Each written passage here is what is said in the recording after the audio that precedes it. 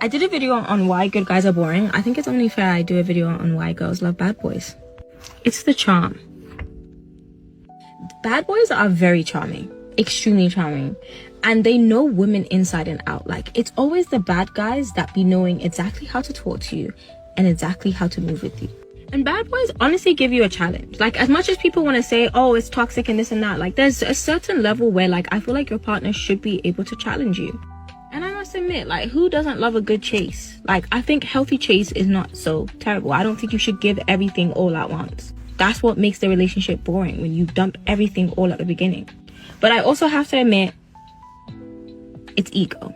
I think the more someone shows you that they don't want you, the more you want them. That goes for men and women. I don't know, there's just something about bad boys. It's like they know how to show you the right amount of what you need.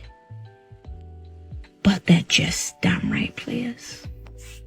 They're no good. So I've been receiving some interesting feedback. A person could actually call them complaints, that some individuals out there don't like my content because I don't call out men's bad behavior often enough. Even though I do call out men's bad behavior from time to time, apparently it is not enough for some. They still say that I'm seeking male validation, and they call me a pick-me because I mainly focus on the not-so-good behaviors and not-so-good opinions of some women out there. They even say that I despise women because I pick on women. But do I? Or do I criticize their opinions? It's quite obvious that a lot of individuals don't understand the difference between criticizing a person's opinion and criticizing that person or an entire group of people directly. But I digress. But for those that say I don't criticize men's behavior enough, let me remind you very gently that there are multitudes of women out there and some men that do that very thing. But there are very few individuals that actually call out the poor actions of some of the women that like to post things on social media. So I will continue doing what I do.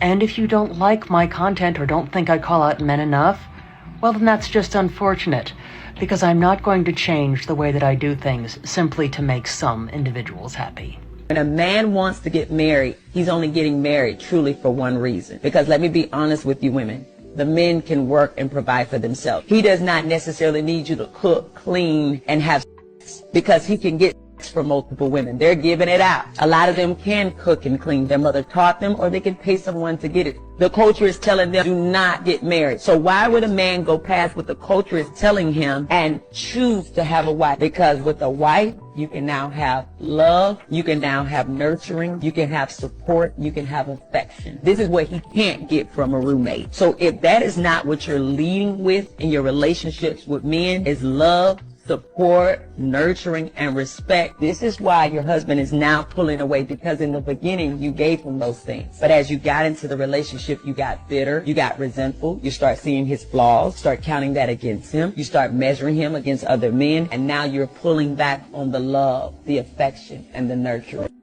Okay, riddle me this. A man got me flowers, okay? And he goes, did you notice they match your nails? They match my nails to a T. At first I was like, oh my gosh, like that's so cute, that's so cute, that's so cute. Then I posted on my private story, and all my friends were like, oh baby girl, he's gay. Is he gay? No, he's not. He just likes you, and he's trying to pay attention to specifics with you in order for you to realize that he likes you. And he's trying to impress you, which initially seems like the case, like it was effective. You seemed impressed until you got your friend's opinion, which, by the way, is a perfect example of a woman's single friends trying to keep a woman single, which is really messed up. But beautiful women, you need to come to terms with this. You should see men that put in effort like this in a different light, in a positive light. When you don't, that is what is so disheartening to men, and then you don't even end up getting what you want, which is a good man. Which, side note, because people are already saying this in the comments, those are carnations. Yes, they are a cheaper flower, but let me tell you, they last like a month, which is like 2 weeks longer than any other flower. The fact is that man just really likes you. Have you ever dated a baddie before? Like, is that your type, is like a baddie? Have I dated, or is it my type?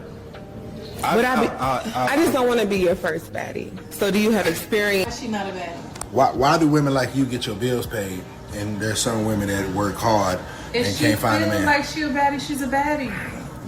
I feel like I'm a billionaire. Does that make me a billionaire? One day you may be. Okay, but I'm not a billionaire right now. The bank account don't read that, right? So if ain't nobody ever told her she a baddie, how she a baddie? Somebody may have. Who? What's wrong? Ray Charles. She's pretty. Stevie Wonder. Who ever told her that? When if anybody ever came and said, "Ooh, you're a baddie"? Did Natalie Nunn put on baddies? Huh? No, needs nothing. Why do you get your bills paid and she don't get her bills paid? What makes her not a baddie? Please tell me. Do baddies have double chins? Wow. I read a post one day and it said, "How you don't like single mothers and you came from one." I don't know other men's story, I just know mine. Sorry, I'm a little congested and emotional. But let's continue. You would think that the childhood I grew up in, that I wouldn't even look a single mother's way. Every woman that I dated besides the first one had kids. And I honestly don't think I would do it again. My mommy issues decided to pick women who are just like my mama so I can save her through them. Definitely put myself through a lot of trouble.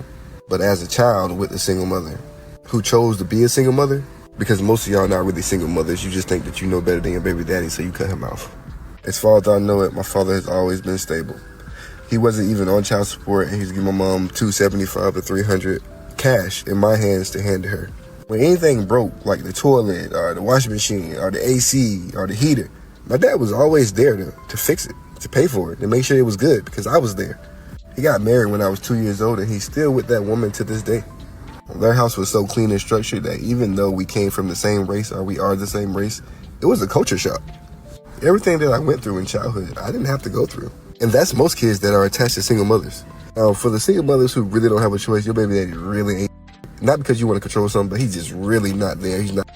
I'm sorry. May God be with you.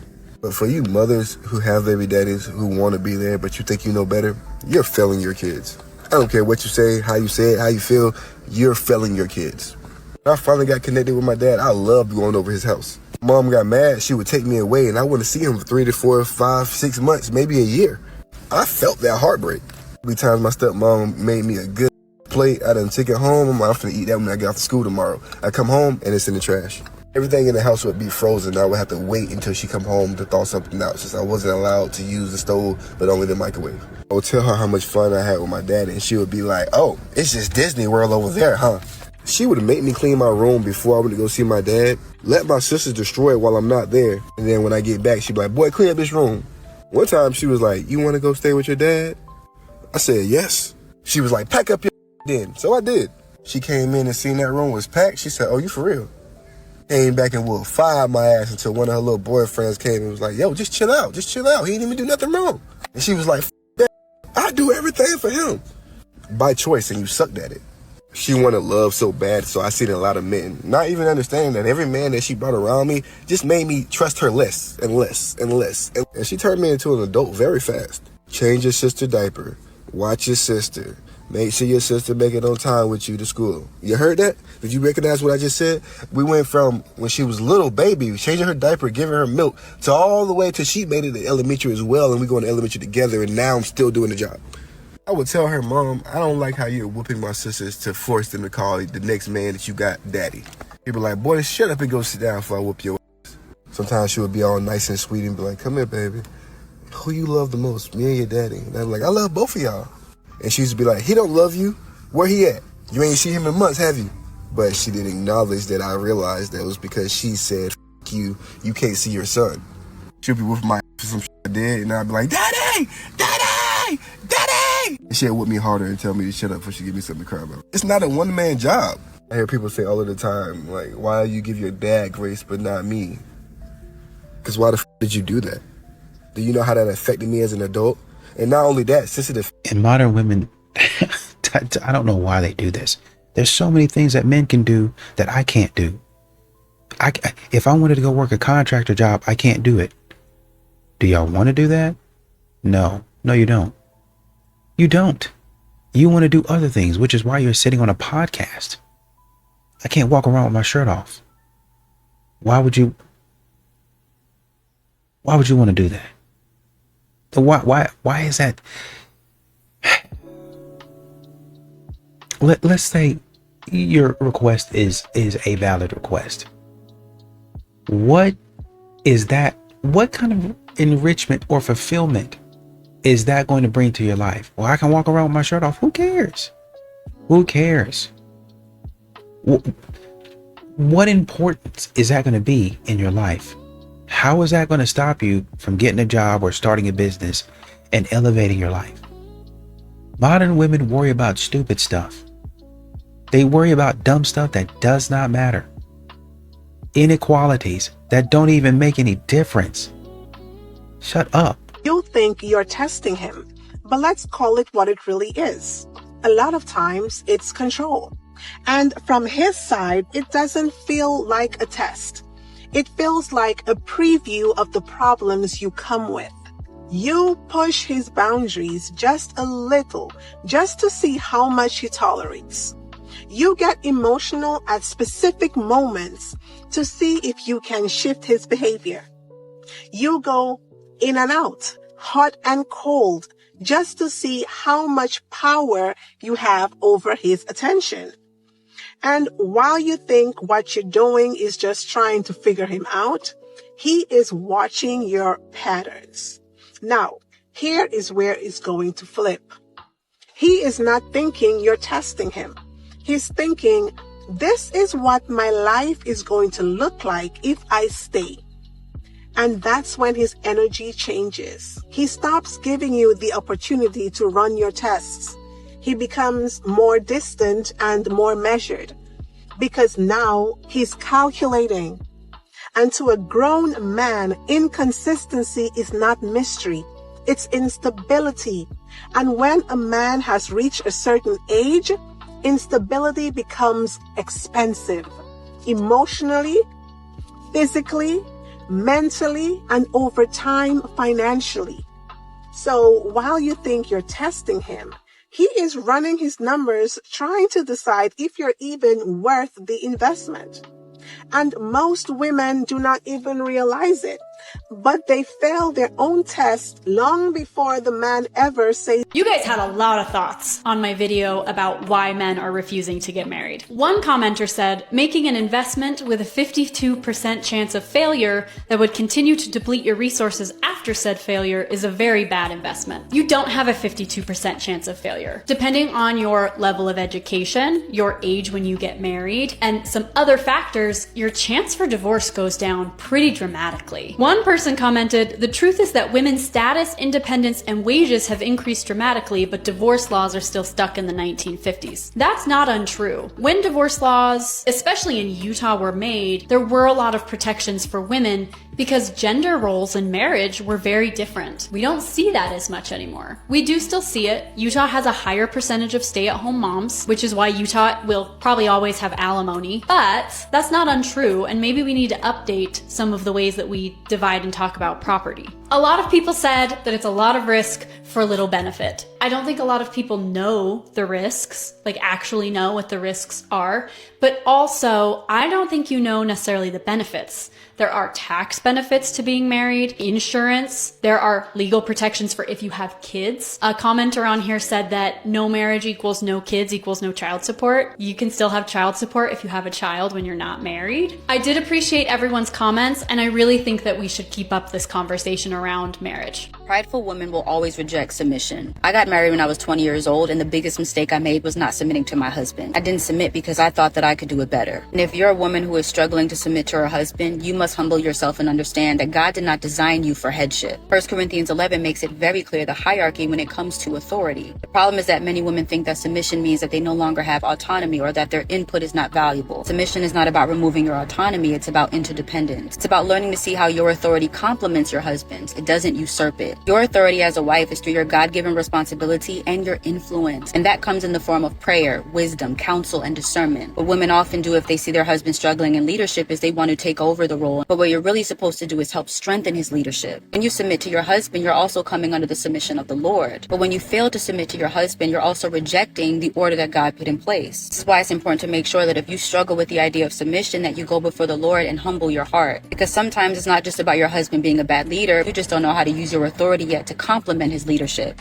Listen, women don't fall for bad men because they are broken. They fall for them because bad men are the most interesting thing in the room, and nobody wants to admit that. I had a type, beard, long hair, that said I have depth, but I will never explain it to you. Interesting, mysterious, completely useless. But here is the uncomfortable truth. Good men felt boring to me. Consistent men felt suffocating. A man who actually called when he said he would, I found zero reasons to think about him at 2 a.m. But the one who didn't lived rent-free in my head permanently. That's the trap nobody talks about. Bad men are interesting because they are unpredictable and your brain cannot let go of unsolved puzzle. He wasn't special, he was just unfinished, and you were addicted to the story you were writing about him in your head.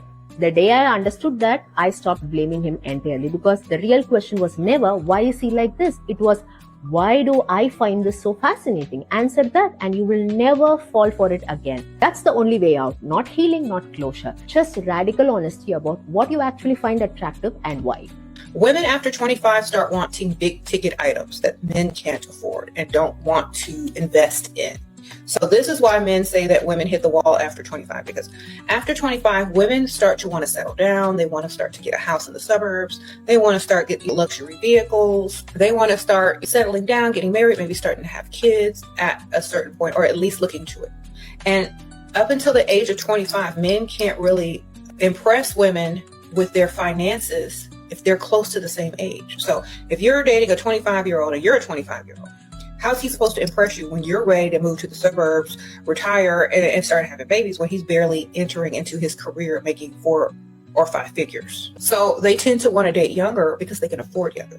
And instead of, finding other streams of income or ways to make more money, they just tell the woman that they're not all that after the age of 25 because they can't afford them after the age of 25, and they cannot impress them after the age of 25 like an older man can. Because once a woman gets 25, she can literally date pretty much a 45-year-old, a 50-year-old, and get all bills paid, be on vacation, shopping and sipping, while this dude is still in the bars picking up 20-year-olds and impressing her by taking her to the movies. So it's very different. When it comes to women, we have a biological clock, and therefore we're trying to move along ahead faster than these men are, and faster than their pockets are able to. Okay? Is marriage a trap? Absolutely, it's a trap. There is no question that marriage is a trap for men. It is a business for women, and it is a love relationship for men. We have to always remember that women are in business and men are in love. And marriage in today's world offers very little benefits for most men, depending on who they marry. And if you're interested in this because you have to fight in family court to get custody of your kids, sorry to say you probably married a bad mom, and it's going to be ugly and a pain in the butt. And if you want to learn how to fight that stuff, you should come check us out at dadslawschool.com, where I have video courses to help you learn how to fight in family court, how to argue in family court, how to write to the judge so that you're convincing, and how to speak so that you're not quite so nervous when you're up in front of the judge. We have weekly meetups to help you, and we've got a WhatsApp group to provide emotional support and instant responses from other dads who are going through this craziness. Go check us out at dadslawschool.com. If you want more time with your kids, join our VIP program today. 97% of women that go to college are not wifeable. And before you get emotional, studies have shown college-educated women are significantly more likely to delay marriage and prioritize career over family compared to previous generations. Going to college means spending 4 years conditioning women to be workers, to show up, follow instructions, climb the ladder.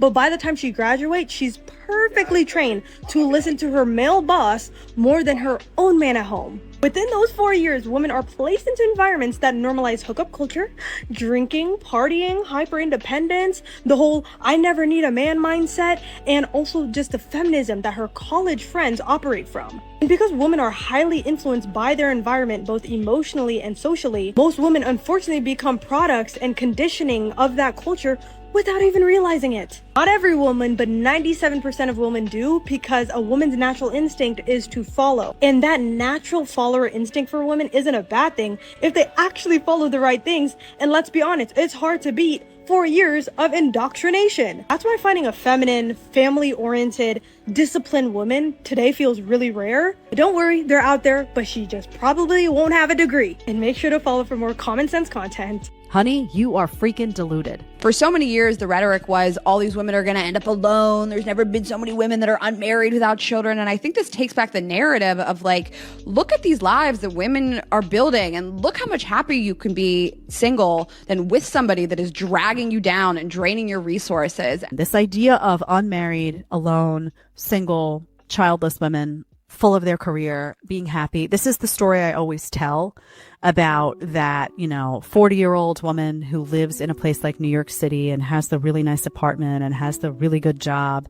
And, everyone, all of these young women look at her and say, oh, she's got it all. She didn't need a man and she didn't need kids. And inside that woman is rotten. And kind of like Emily was talking about, because a woman was like, oh, well, this man treated me like a king or a queen, and I broke up with him. And when I expressed to him that I didn't want to get back together, then he said some really nasty things to me. He probably shouldn't say that, but I think a lot of times it's just like she said, it's frustration. I did all of this stuff. I put all of this time, this effort, these resources into this woman, and this is how she treats me. Right? Men spend a lot of money on women, especially Valentine's Day, your birthday, Christmas, anniversary, and there's a lot of other just because items. Men spend money on that, and a lot of modern women they're not grateful about it. They're not grateful for it. They actually think that they're entitled to it. And so when you treat a man like that, a man feels slighted. And this is the exact way that a lot of men feel when you divorce, when you want to get a divorce. All of this time, all of this effort down the drain. And then, well, maybe we can be friends. You destroyed my life. You destroyed all of my investment. Why would I want to be friends with you? It's hard for these women out here. Y'all got it bad. Women got it bad nowadays. Y'all got it bad. I'm crying at a man saying we got it bad. Oh, it's horrible for y'all. You thought if a woman was saying the perfect man, and it is not your opinion, just what you think most women would say the perfect man is. The girls, like the stuff that you see people talking about on Twitter and stuff like that, people just want to, it's honestly very easy for men out here if you have money. Because it's just want money in this day and age. Okay. So how many percentage of black men do you think got money? It's less than 6% across America. America that's in that over 100K. We're not even getting to the 200K. I'm talking about never been in jail. If we put that down, not if he's bisexual or into other different orientations. We ain't put that in there. And as a man you really got, you probably can only pick out 3% of black men out here that you can say, I want him. And you don't think the 3% of men know that I know? Like when I'm in that, I know I'm a unicorn at this point. So what we're saying is we don't know the unicorns at this point. And I think we need to stop going for unicorns, start looking for little horses, some ponies. You don't need to go for unicorns. Not everybody needs that. He said lower your standards. Yeah, stop going for the unicorn. Isn't it crazy how men built the world for us and then we shit on them as a thank you? None of us are virgins anymore. Men value purity and youth, right? Modesty. And they're not getting that anymore. So do you think it's a fair deal for men when they're not getting that to be monogamous to us? To comprise on their mating strategy when we don't fulfill theirs because we're not virgins anymore? And like the truth is modern women are less pure than they've ever been. And we're older than we've ever been. So I'm asking, do you think that's a fair deal for men? I mean, if you think about it, the marriage contract has not changed. It's remained the same. Men are coaxed into accepting lower value women than our forefathers. And we're shamed if we attempt to rationalize this uneven distribution of value. You never know. Men do care about the way that your body looks. They don't act like perception doesn't matter. No, it does. And men actually do care about the way that your body looks. Again, women are the only ones that'll say the face card never declines. Men don't say that because they will decline it because the body's not right. They will look over the overweight, obese women for plenty of reasons. But one of them is because, well, hey, look, I know that if she gets pregnant, she's just going to get bigger. It's not funny. If she gets pregnant, she's just going to get bigger. And if she's not already concerned about this, when she does get bigger after this baby, all I'm going to hear about is excuses, and she's going to blame the baby for it when she was already coming like that. All right? You don't want to deal with that. All right, men care about the way men get to tell men to men get to tell men to work out for themselves and for more women. They'll say, first and foremost, it should be for yourself. This is your health. But secondly, you're gonna have more options. You're gonna have better options the better you look. That's facts. Okay, men can tell men to work out and they'll do it. Well, and then some of y'all, honestly, it's the weirdos that'll be like, I'm not doing this for anything, for anybody. And if the women want this, I'm gonna sit on my ass and F it. Okay, like, just let them go. Let them go. Okay, let them go. But look, men get to tell men to work out for themselves and secondly or thirdly, whatever, I don't really care, but it's okay to work out so that women like you more. It's okay. But when women tell women to work out, they won't do it. It's a very different kind of response. All right, women, cut it out. Wonder why high value men are not approaching you? It's not because they don't exist. It's because women scared them all away. All I see on social media is men being canceled and scrutinized just for being men. We have literally embarrassed, belittled, and threatened men just for trying to approach us women. I understand there are some horror stories out there, but women can be just as guilty. All the high value men are doing the same thing us women do on a daily basis. Like go to the gym, go to work, get coffee, go to the grocery store. The problem is that women have become so cold and out of touch with our feminine energy that men are literally horrified of being that guy or getting canceled and trashed on. Most of them have just completely backed off because we women have been screaming at them not to come talk to us. We have to take accountability for our action and behavior as women and stop making men look like monsters and start embodying our feminine energy to be more warm and inviting for the right man to swoop you off your feet. You know, a wise man once said, don't save her, she don't want to be saved. And I didn't know how right he was until I started posting female-centered content online. Because here I am, a woman, talking to women, about the things that we can work on and get better at and grow, so that way we can live these amazing lives that we want to live. And a lot of the girlies just don't want to hear it. And that is disappointing, you know, because in order to enjoy my content, you do have to be a certain type of woman. That's fair. You have to be a woman that takes accountability for her actions. Doesn't say, he made me feel this way, she made me feel this way, they made me crash out. No. We take accountability over here. You also have to be an honest woman, a woman who is honest with herself about here's where I went wrong in the situation. Here's where I could have cut it off before it even got to as bad as it was. And you also have to be a woman that is confident enough to say what she thinks, what she feels about the world, even if none of the rest of the girlies agree. That is such a special type of woman. I love the women in my audience down. I just wish there were more of us. I really do. One thing I always tell women is if you have to be single for longer than you would like or longer than you expected, just because you have high standards, that's okay. Sometimes their standards be too high though. Do you think women's standards are too high? Sometimes, yeah. I don't think their standards be too high. You're looking for the one person that everybody is ideally wanting and not who you're supposed to be with. You're looking for a fantasy, but you ain't a fantasy. You have to be your standards. 100%. You know, but a lot of people aren't their standards. They just want the easy way out. Yeah. It's not that there's no good men around or there's no good women around. You're just not the type of person that you're looking for. You have to change your type and your appetite. So Definitely. You have to switch it all the way up and be real with yourself. You got to pretty much lower your standards because there's somebody out there lowering their standards to be with your It's not about lowering standards. It's about being realistic. Having your realm of expectations that you know are realistic for you. So pretty interesting. A new 2026 report just came out from the Institute for Family Studies saying that young adults are currently in a dating recession. And this is backed by the following data. It says 5,000 young adults ages 22 to 35 were surveyed, and only about 31% of them are actively dating. And about 3/4 of women and 2/3 of men in that age range claim that they have been on very few or zero dates in the last year.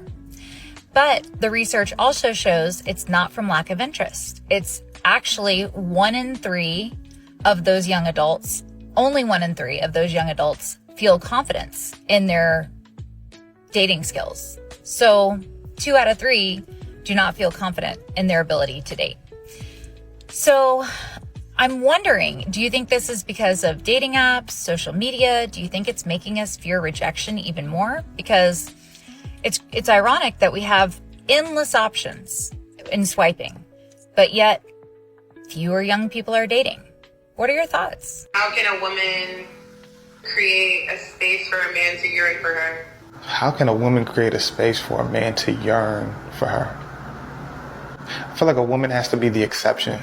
There are so many women that are self-centered. They're focused on what can I get from a man? How can I run his pockets?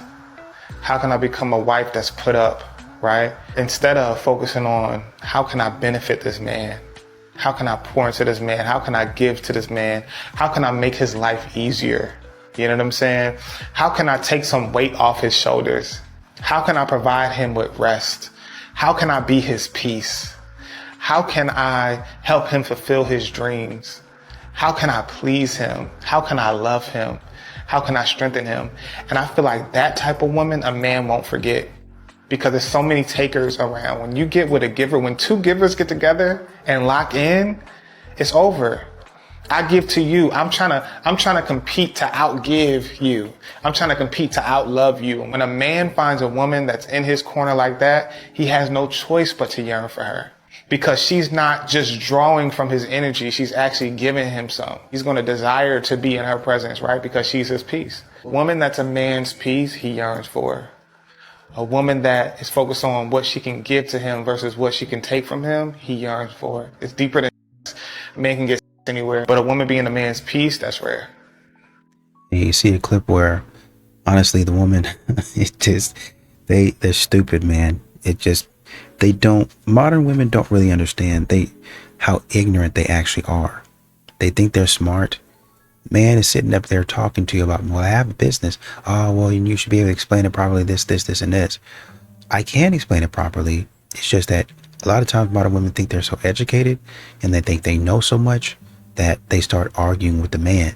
They argue him down about what they know, and then they argue him down or they don't know. They think they know, and they argue him down about his business.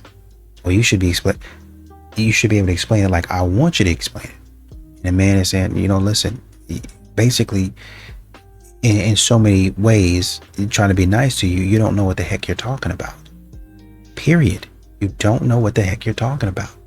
Well, you know what? I don't like an argument of men, so I'm going to go ahead and pop right here.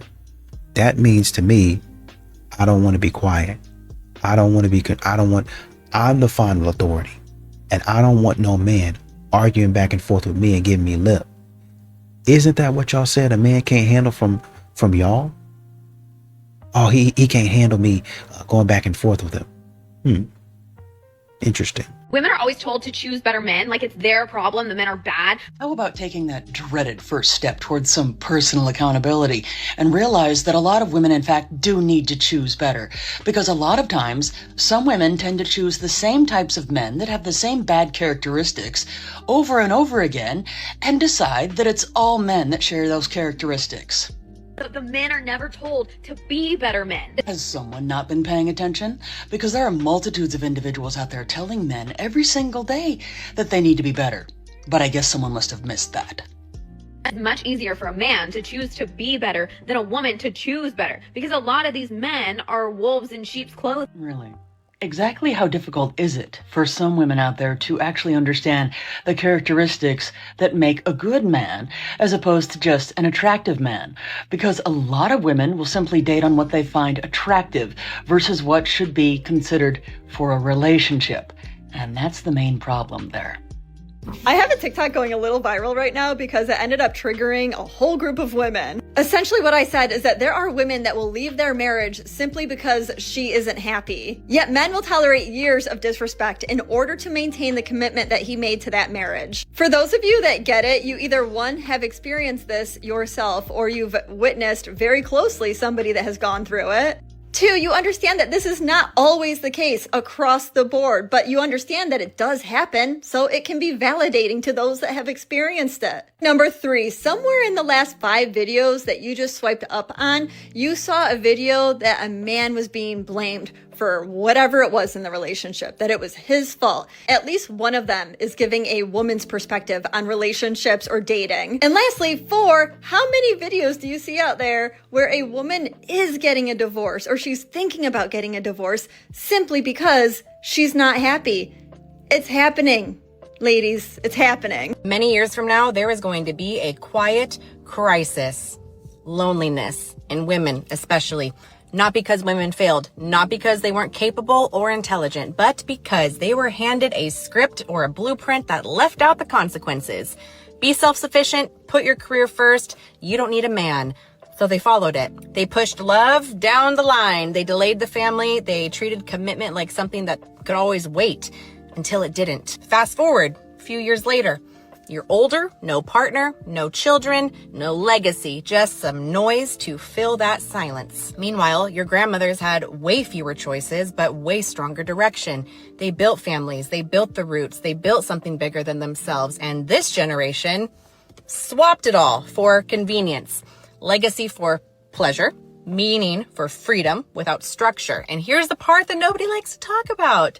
The men that they overlooked in their 20s, they didn't just vanish. They were building, failing, learning, becoming disciplined, and becoming men. Men don't peak early. They compound with time. Value grows with time and skill and responsibility. Women don't gain leverage by delaying everything. That is not cruelty. That is reality. Every decision comes with a cost. Modern narratives today did not remove the bill. They just postponed it. And the outcome is usually the same. Distractions instead of connection. Comfort instead of intimacy, and independence without fulfillment. This is not about going backward. It's about correcting the course. We don't need less ambition. We need stronger values, commitment, family, masculine leadership, feminine devotion, and a shared purpose, because freedom without foundation doesn't liberate. It isolates you completely. And tradition wasn't the problem. Abandoning it was. A man with a provider mentality is looking for certain things in a future wife. It's kindness, graciousness, generosity, and a woman who just loves receiving. Men love to give. They love to provide. And you probably aren't going to go without the things that really make you happy, because a man who loves to provide loves for his woman to be happy. So that's another thing he's looking for. He's looking for a woman that he can make happy, a woman who is happy and delighted with what he has to offer her. He's also looking for a woman who respects his leadership, because men really do crave respect, and it is an absolute relationship. If the wife or the lady in the relationship does not respect her husband, then cultivating respect for men is essential. And I don't mean all men, because there are obviously very bad men out there who do not deserve your respect. All these women are competing for the small percentage of men, and so men who can have like a different flavor of ice cream every day of the week, why would they settle? If you just go to a bar with some friends, you know, I'd say like 20 years ago, I imagine guys are coming up like, oh, you know, how are you doing? They're actually trying to talk to the girls. Guys don't really do that much anymore, not like they used to. And it's also because people are much more antisocial because of social media. Mm-hmm. But it's also, you know, all these women today have such high expectations. They're like, I want a guy who's over 6 foot. He needs to make 6 figures. He needs to do this, that, and the other. And that's a very small percentage of the male population. So you have all of these beautiful women, so many beautiful women, especially in LA. Not saying that they're beautiful on the inside, but they're certainly beautiful on the outside. We have a high concentration of very attractive women here. It's so many women that want high quality men and they want to be married and this is that and the third, right? Y'all ruin it. Y'all blow relationships with quality men because y'all don't know how to be in a faithful, committed relationship. Y'all don't know how to shut down the outside attention from men and just focus on one man. You're really keeping the doors open. You're really keeping your options open. You're not really having the time to bond with this man versus him. He's really trying to get to know you. Right? He's really focused on only you. And men are really not that complicated. If they want you and they choose you, they're really going to focus on just you. It's like, yeah, y'all talking, back and forth. Like, all of a sudden, your pattern changes. You ever just notice that when a female cheats, she don't just cheat and break up. She cheats and she leaves that relationship and goes on to another one because she's been cheating all along. If you want to know if your girl is cheating, tell her to turn off her social media. It is still quite a prevalent idea that women in their 30s who are dating are desperate. Like, just after writing the article, I saw the proof, because the top comments on social media were, yeah, but you are hitting your biological clock, and like, yeah, but it is desperate and you are the leftovers. I don't know, I do just notice that even among like very like well-meaning people I know, if I say I'm going on loads of dates, people like just automatically assume that the men I'm meeting are these non-committal players, and I'm kind of desperately trying to tie down one of them. And I just don't think they would do that if I was a man. I think they'd be like, yeah, fair enough, mate. You gotta play the field. You gotta see what's out there. You gotta be decisive, and you know what you want, and, you know, don't settle until you find it. Quick question, genuine concern. Why are you in competition with a man? Men do men things, women do women things. Why are you in competition with a man? If a war breaks out, I want to go behind a man. I don't understand the competition. I don't understand the vindictiveness. I don't understand the get back. I don't understand trying to sabotage your exes and one up your friends. Do you know you'll never grow trying to be a victim? Like, if you focused on being a woman, doing the things you need to do to be a better woman, and not trying to be a man or be in competition with a man, things will probably start to smooth out for you. I mean, I could be wrong, but I'm not. I just think that you should just focus on yourself and self-growth. But when you spend so much energy trying to hurt somebody else, baby, you're not gonna grow. It's not gonna happen.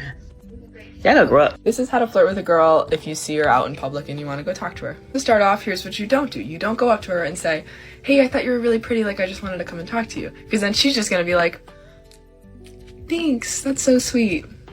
And then where the hell do you go from there? What you need to do instead is start a conversation that actually produces a dialogue so that she can, you know, bounce back and forth and you guys can actually catch a vibe from each other. A cute intro a guy once did for me was he came up and asked for like a fun coffee order because he wanted to try something new. And I was like, oh my God, that's so sweet. Let's have a chat. Now, once you're in the conversation, let me preface. You don't know how long she's been there. You don't know how long she wants to be there. You don't know if she even likes talking to you. Keep the conversation short, sweet, casual, fun. Worst thing you could possibly do is annoy her with your presence because then she'll just never be receptive. After you have this short, sweet dialogue, you want to throw in a non-invasive call to action. What I mean by that is, like, if you're talking about books, for example, be like, oh, maybe I can get some of your book recommendations sometime. And then the most important part, give her your number. Give her your number. Don't ask for her number, give her yours. Because you never want to go up to someone and just start demanding things. Like, if you are the one going up to her, you want to be the one offering something. Offer her your number. And the best way you could do this is like write it down on like a little napkin or something. That's so sweet and endearing. But yeah, just in general, don't be a creep, don't be weird. You guys are probably both really normal people. So I'm sure she'll appreciate you coming up to her in person because that's a really hard thing to do.